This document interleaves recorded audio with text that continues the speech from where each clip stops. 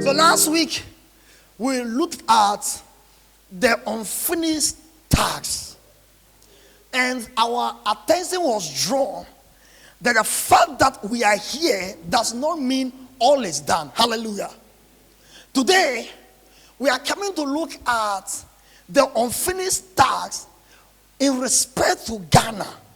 What is happening in Ghana and the work that is left undone in Ghana. And I've titled the message, Am I my brother's keeper? Am I my brother's keeper? Am I my brother's keeper? And we're going to read a passage in Genesis chapter 4. We are reading from verse 9 all the way to verse 14 or 15. That will be okay. Genesis chapter 4 from verse 9. Let's listen to the passage carefully before we start. Okay. Genesis chapter 4 verse 9. Mm-hmm. Then the Lord said to Cain, the Lord asked Cain, where is your brother Abel? Where is your brother Abel? I don't know. Then the Cain is answering God, I don't know. He replied, he could reply that to God. Am I my brother's keeper? With such an audacity to God. God is asking you, where is your brother by name? And he's asking, I don't know. Really? You don't really? Then you continue, am I my brother's keeper? Then the Lord said, what have you done? What have you done? Listen. Listen. Your brother's blood cries out. Your brother's blood is crying from the ground. Cries out to me from the ground. It's crying to me from the ground. Now you are under a curse. Now you are under a curse. And driven from the ground. And you are driven from the ground. Which opened its mouth to receive your brother's blood. The ground that opened the mouth to drink in your brother's blood. This ground is anointed, is ordained, is spoken to reject you, to expel you. From your hand. From your hand. Dear brethren, the title today is, Am I my brother's keeper? The background to the story is that two brothers, the same mother, the same father, they went to go to offer their sacrifices. Abel's sacrifice from his heart was accepted. He took the best for God. Then Cain, because it was a sacrifice unto God, he picked up that which is not worthy, that which is rejectable, and he brought it to God. God didn't say anything, but Abel's sacrifice was accepted and Cain's sacrifice was rejected. And out of envy, instead of him to go back, even before this, God came to tell him that I consider sin is at your door. Its desire is to catch you. Rule over it. Despite the warning, he went ahead and killed his brother and buried his brother and did the funeral of his brother all alone. He read a tribute and clapped for himself all alone. As if that was all. He came to God, and God is asking, where is your brother Abel? So he has forgotten that all-knowing God, all-powerful God is asking you, where is your brother? And he had the tenacity, the guts to look up to God with the left hand and ask God, am I my brother's keeper? What have you done to your brother? Today, you are the king. And the Abel is the unreached people groups. You can ask, am I my brother's keeper? Is it my concern that some people are perishing? Some people are dead. Who killed them? Because they didn't get the gospel. They are dying. So on the judgment day, there is going to be a kill. Where is your brother? Where is your sister? Where is your uncle? Where is your father? Where is your mother? Where is your classmate? Where are they?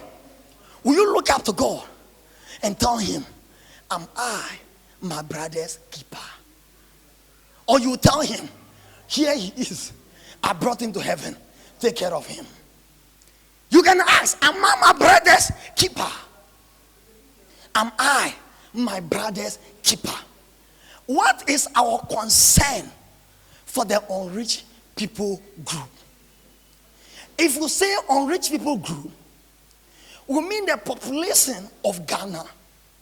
If the people group as in Ewes, as in Dagombes, as in Kogombes, as in Akans, as in Ligbi, as we call them the people group. They speak the same language and they share common values. Those who are rich are those who have gospel among them, churches among them, so that their brothers can evangelize their own people. Is that okay? So we call them the rich group. Now the unreached are those who have less than 2% of evangelical Christians. It means that they have few numbers of Christianity, or they don't have at all. And even if they have, the people they have as Christians are not enough to evangelize their own. Is that okay?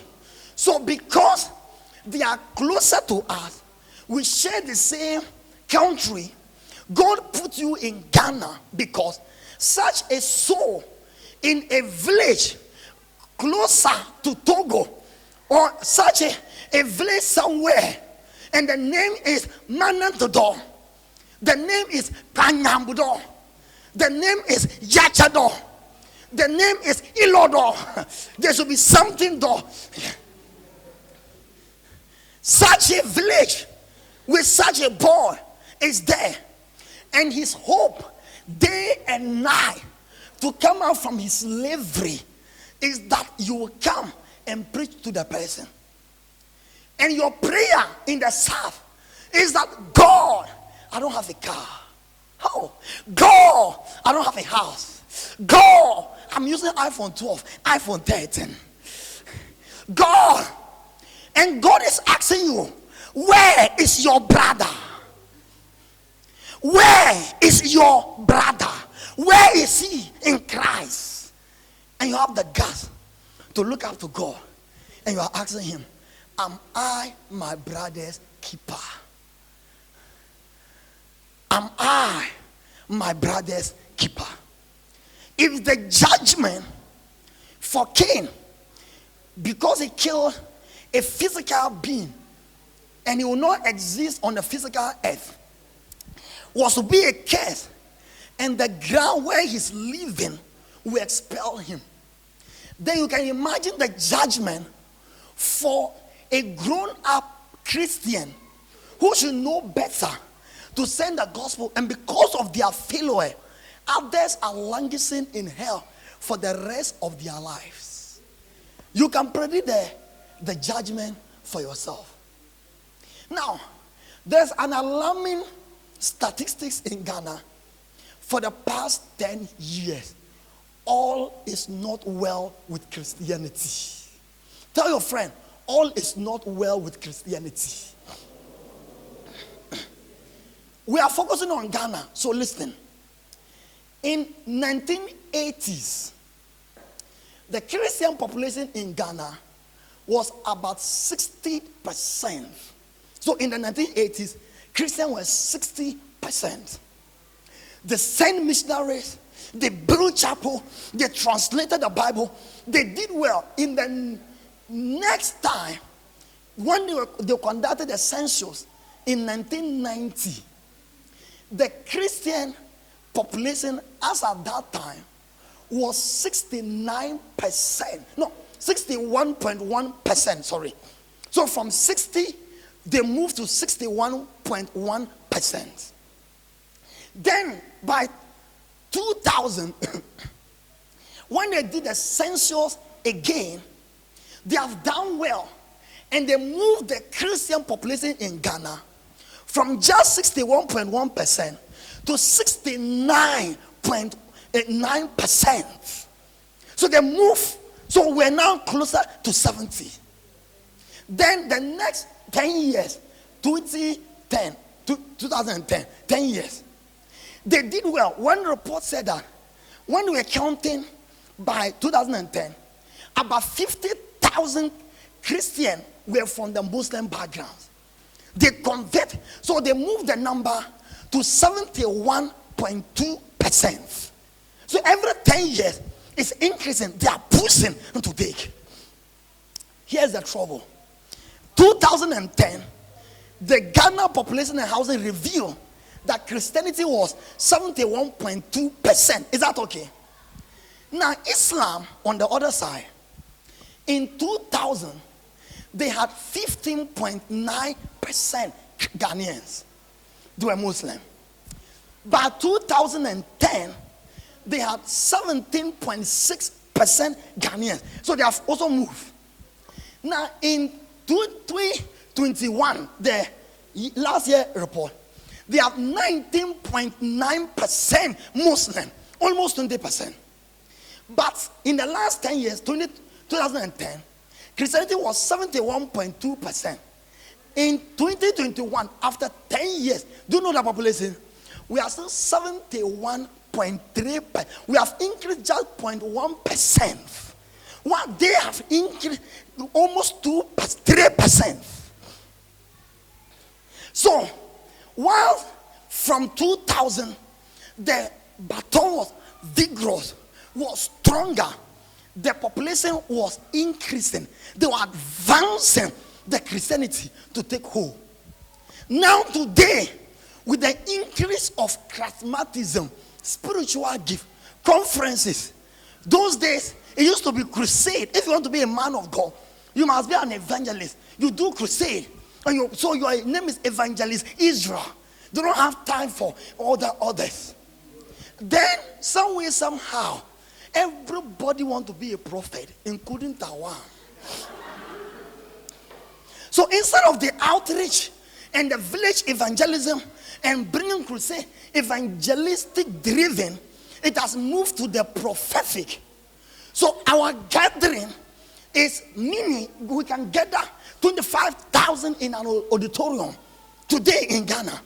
But that gathering is for Christians.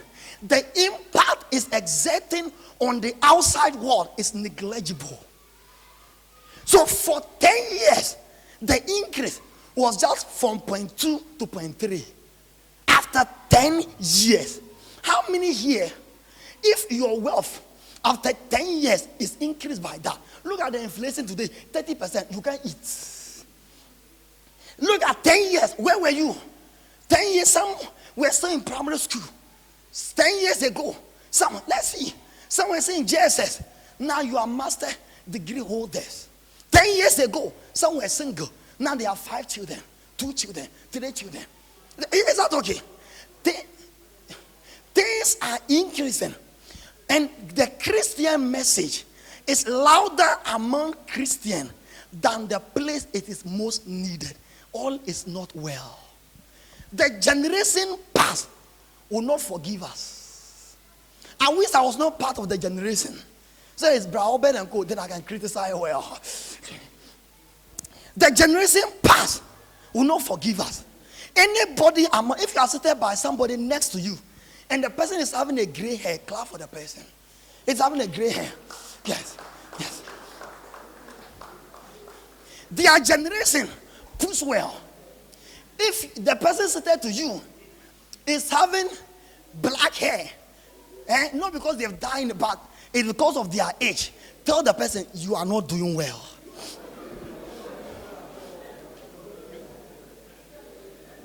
Some, within 10 years, they move from 61 to 69. What? And some, within 10 years, 69 to 71. And we have used 10 years of active ministry. Today, we have more posters on the billboard than ever. Today, we have more conferences than ever. Today, we have more revelations about the kingdom than ever. Today, we have more decorated chapels than ever. Today, we have more titles or for Christian than ever. Today, we are pushing to be recognized than ever. But all our effort is not making impact in the Christianity. Am I my brother's keeper? That is what we are telling God. Am I my brother's keeper? Am I my brother's keeper? Should I care about him? Should I care about him? Listen, the scripture hold people responsible for the death of their brothers. So the first in the sequence I'm bringing today is, am I my brother's keeper? In 2 Samuel chapter 19 from verse 11, David, we can read it. David sent a message to Zadok, the priest. And his message was not to the entire Israel. The message was to his own brothers, Judah. Let's read it. 2 Samuel chapter 19 from verse 11. King David sent this message to Zadok and Abiathar, the priests. Ask the elders of Judah, why should you be the last to bring the king back to his palace? David was to the coup d'etat of his son, left, and was not a fugitive trying to survive. And the rest of the Israelites were talking that, oh, when the king was there, he was the one leading us to the battle and war. The rest of the, why I said that we are not doing anything about bringing back the king. The king was from Judah, so they should have been concerned more, but they were not concerned. The rest of the tribe, even Benjamin, that was so, were concerned bringing back the king. But Judah was not concerned. And David sent a word to them. Why should you be the last to bring back the king? Why, my brothers, my blood, why should you be the last to bring back the king? So if Jesus can call some people his brother, it's us. Why should we be the last to bring back the lost? Why should we be the last to prepare the church for his second coming? So he's calling you. Why should you be the last? The king is coming. Why should you be the last? Am I my brother's keeper? The wicked man in hell, in Luke chapter 16, the verse 29, after he pleaded for everything and it was not working, he had the last request. And the request was that, I know that I am already condemned. In Ghana, if you are failing exam, your joy is that you are not the only person who failed. One of my brothers didn't do well, and I was trying to break around some jealousy in him to do well. And his first defense was that, did I know the number of people who fail in the class? So we find satisfaction that at least we who are poor, it's not I alone. It's general problem. But when we get to know that you are the only one, the more our pains are intensified. So when you are in trouble, you are waiting that others should also come to that trouble. Some people have HIV/AIDS and they make money, and because of that, they use that to infest other people so that they will not die alone. I met a girl in the therapy. She was HIV positive, and I asked, have you informed your partner? And said, no. You have HIV, you are positive. Have you informed your partner? He said, no. Okay. Do you use protection? He said, no. Why? I don't want him to know. So their joy is that I will not die alone. We will die together. That I was not the only person in the car accident. Some people even lost their leg. Me, it's only my finger. So this guy, the rich man in hell, could have be happy that, hey, I'm not the only one. This my brother, he is calling them wicked. So it means they've done wickedness to him while he was alive. So he used to have let them come there and suffer. But in his torment, he knew that even though I am bad on earth, I am bad brother, the best I can do for them is that they should not come here. Oh, Abraham, oh, send Lazarus to go and warn them. And do you know his consolation? His consolation, don't worry, Lazarus cannot go back. But there is Obed who can preach the gospel to them. There is Brother who can preach the gospel to them. There is sometimes smiling Asida who can preach the gospel to them. There is Epiphany who can preach the gospel to them. And the people heaven is counting upon to go and preach the gospel are the one relax and say, am I my brother's keeper?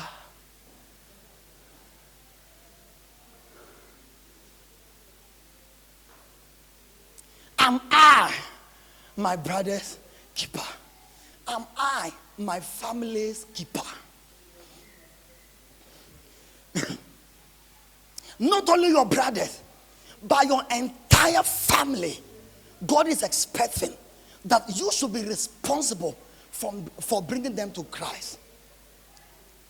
There is a very sympathetic yet glorious ending passage. We are going to read Joshua chapter 2 verse 12. But before we read the verse 12, the Israelites went to Jericho. And when they heard that the Israelites were coming, they shut the gate. No one goes in and no one comes out.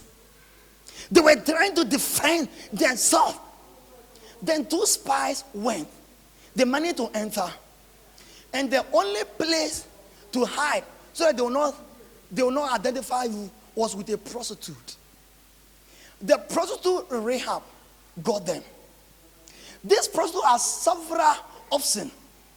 These people, their life is in danger. Any amount you charge, they will pay without cash. Yeah, you will not give them sex. That is your business. If you die, you die. Is that okay? Yeah, you could charge, but he didn't do that. So could have gone to be friends of the king of his country by leaking such information. It's like now Ghana is on the threat against terrorism. Terrorists. Imagine you get inside information. When you say it to the government, the more you are relevant. Is that okay? And they got inside information. So they could have done that, but they didn't do it. So they could have done several things. But you know what they did? They told the people that we've heard that God has given all this place to you. And we heard that Jordan, the Red Sea divided and you crossed. And we've heard what you did to the Amorite king and the Moabite king. We have heard of great things, and the entire land is melting.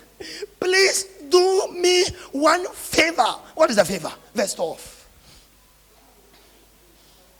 Joshua chapter 2 verse 12. Now then, please swear to me by the Lord. Swear to me by the Lord.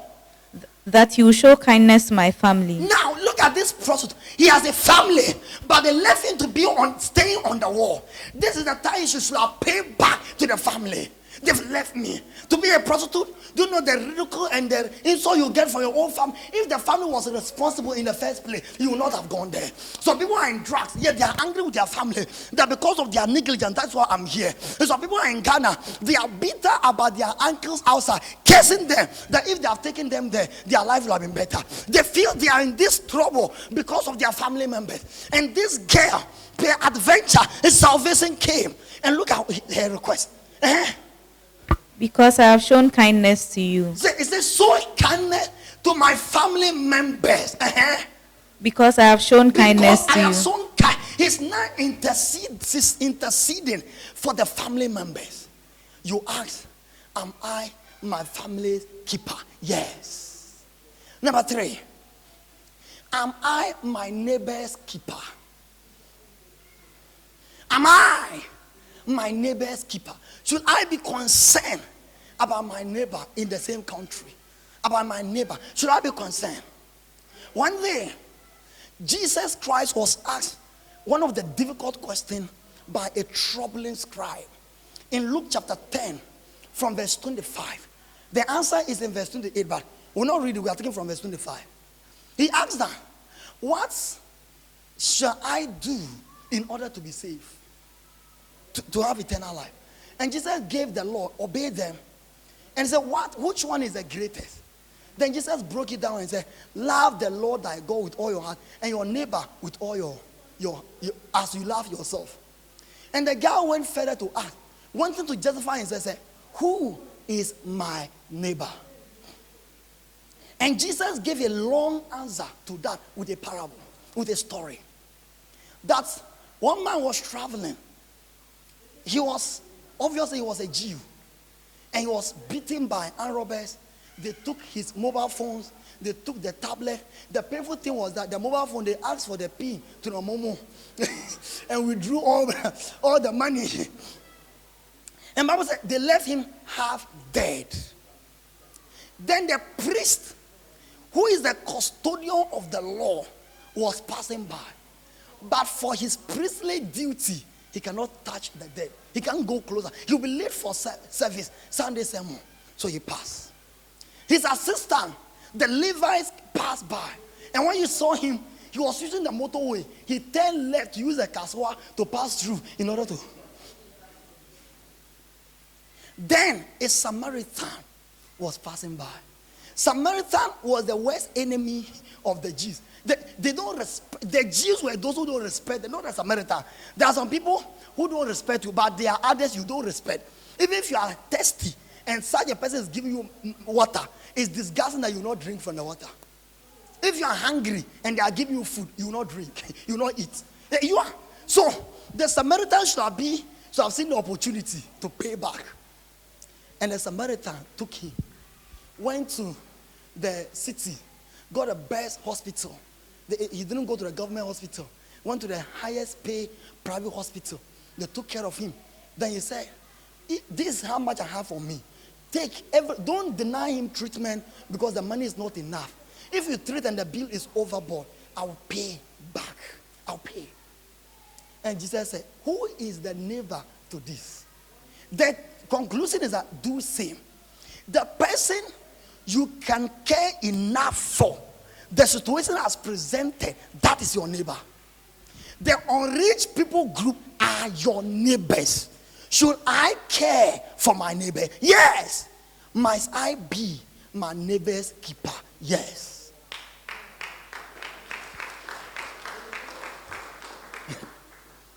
Number 4. Am I my country's keeper? Should I be concerned about what is happening in this country? Now, if you open the news today, the major thing you are likely to hear is the economy of Ghana. How the city suddenly bought football boots and is running at a speed that the dollar is after the city and there's nowhere to hide. You will see a political issue of how somebody refused to pay the required duties on the import. Or if you are a lover of football, you will see that one football club is playing against another football club. Or some secondary school children have robbed. Or some school students. It is about social issues. We know the number that COVID killed in Ghana. And when they say it, your heart is moved. We know the number of schools under trees. When they say it, your heart is moved. We know the number of people dying through accident. When they say it, your heart is moved. To understand that if you don't take care, this thing can even buy the attention of the church. And the church wants to help as much as possible by donating to it. But brethren, how many times would the major news outline put to us the number of people who die in our hospitals without Christ? How when we will go online and the first news we will hear is the number of unreached people groups. When shall we get there to see? The statistics are showing that churches like Methodist, Presby, their numbers are dropping more than the CD. When shall we see such? Could it be a concern to over 70% population of Christians? So that which one is higher? I'm not against social help, but which one is higher? If you have one life to save. I heard a story about a guy. Uganda, one of these world rare countries. And he was a photographer. He was in hurry to catch his flight. Then he saw a malnourished child. Probably the parents are killed, the aunties are killed. Nobody was there to take care. And there was a foot camp far away. The child cannot walk again. And the child was now lying down to die. And here was a ready vulture waiting for the child to die so it will use for supper that day. Now, the photographer, the journalist, had time to take a carefully selected picture of this scene and send it to the West. And it provoked the heart of people that he became a millionaire by taking that picture. But they don't, he got out people who understand by taking that picture alone. And if he was now rich, thinking he has done something good. Then after many years, another sensible journalist was interviewing him. Then he said, so you've taken the picture. What have you done to the child? What happened to the child? Where is the child now? I said, I don't know. You saw a dying child, and all you could do is a picture leaving a dying child. So the journalist said, I put it to you that there were two vultures that day. One was the physical vulture. The second vulture was you holding the camera. You are the second vulture. You are wicked than the vulture. The vulture is looking for food. You could say, and you have done nothing. You are worse. And the guy went and committed suicide gloriously. He couldn't take it when he came to the reality. Which one will you choose? Save a child and go unknown, but there's a last save. Or you get credit for picture, getting money, yet a life is dying. Today, which one are you choosing? The death of the soul or the hungry to the body? If you have opportunity to save one, which one can you save? It will surprise you what 500 Ghana cedi can do at some of these places. What 1,000 Ghana cedi can do at some of those places. Sorry, Daddy, I want to give an example. One day, when I came to CDM, Daddy traveled to Europe and came back and called me that Uncle Freeman gave some money for cucumber missions. As at that time, we had no plan for cucumber mission. All I did was to bring somebody to the Bible school. I can't remember how much it was, but when we changed to Ghana City, it was nice. Glory to the fallen city. So that, well, I spoke to Brother Julio, some few of us went with just the money came. There were already people. And we planted a church. As we speak now, they have about 10 churches from that amount. Do you know what your 1,000 Ghana cedi, if we just mention a tribe, the money you use for a phone credit is great. It can save more. Should I be my country's keeper? Am I my country keeper? Now, don't let the world buy us to their problem. The problem of Ghana is not unemployment. The problem of Ghana is not COVID. The problem of Ghana is not even corruption. You do the best. Corruption will increase. The only solution to the Christian problem, including poverty in Ghana, is that souls are saved. They are brought to the image of Christ. They are trained to identify their gift and their calling. And they are taught value, relevant, purpose in life, in the light of the Maker. And that is the end of the problem. Am I my country's keeper? Yes. I will go on and on. But I want to give you two reasons. Then I'll close. Why should the unreached die to us?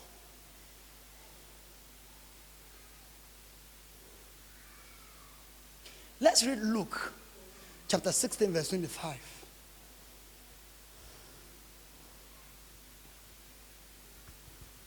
Luke chapter 16 verse 25. But Abraham replied, Son, remember that in your lifetime you received your good things. Some people on their lifetime receive good things. things. No. If they are talking about problems, when you listen to their problem, you know that their problem is God. They don't have any problem. Good things in their life. While Lazarus received bad things, Lazarus received bad things. but now he is comforted. He is comforted here, and you are in agony. Yes. And besides all this, between So, the pain of this story is that the reverse is happening. Those in the sad here who are fortunate with good water, good hospitals, good. Even if you say you are poor, what you eat here is better than the dinner of the rich person there.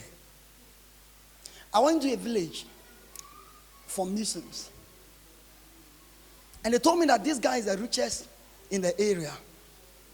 So I want to share the gospel with him, and was taking his breakfast. Do you know what he was taking?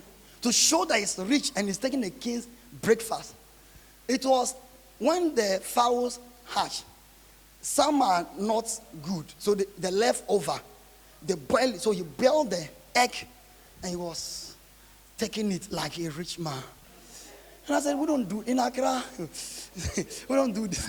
This not. That is the standard of their riches. There are people for the whole year, they might eat rice once. I'm from a village. Went to mission somewhere deep in the village. And I was thirsty. And as I told one small girl, can I get water? And here was a cup on so their compound is open. So the cup was rolling from one corner to the one corner. And the little girl Ras picked it. Do you know what she did? She shakes. Ras to go and use that in another open pound, sitting where everything can fall, and fetch it and come and. This is what is happening to people. So whilst in Abraham's time, it was the rich that is likely to go to hell and the poor likely to go to heaven. The opposite is happening now. The rich have gotten the gospel. They've kept it to themselves. They enjoy in life and they want to enjoy in heaven. And the poor is dying twice. Dying of physical needs and dying of spiritual needs. Must I be my brother's keeper? On the judgment, we are going to kill. And a name you've never heard before. He said, where is that name? I said, Lord, how will I know? Then you will see that when you went to KFC, instead of buying one bucket and give the rest of the second bucket for missions, you bought two and you couldn't even finish half and you left. You didn't even invite us. You left. Then that is what you will see. That the time you had, you could have, if you are a Christian, just take one of the days, book 1 week, missions at the north, missions at the interior, missions among the unreached people groups. And if you can, when you will see in your evangelism, when you see an unreached people group, treat them like gold. Jesus said in John 10:16. He said, I have other sheep and they are not part of this flock. I must go and bring them and add to this flock so that there will be one flock, one shepherd. One time he was preaching and he went early in the morning to pray. And by dawn, a number of people came and Peter and Co came and said, Master, everybody is looking for you. And Jesus said, let us go to other places, for that is why I was sent. Some people console themselves that there are souls here. Yes, there are souls. There's work to here. Yes, there is work. There is something to do. Yes, there's something to do. But in Jesus' time, there was something to do. And he said, let us go to other places. The other place is calling you. Let's be on our feet.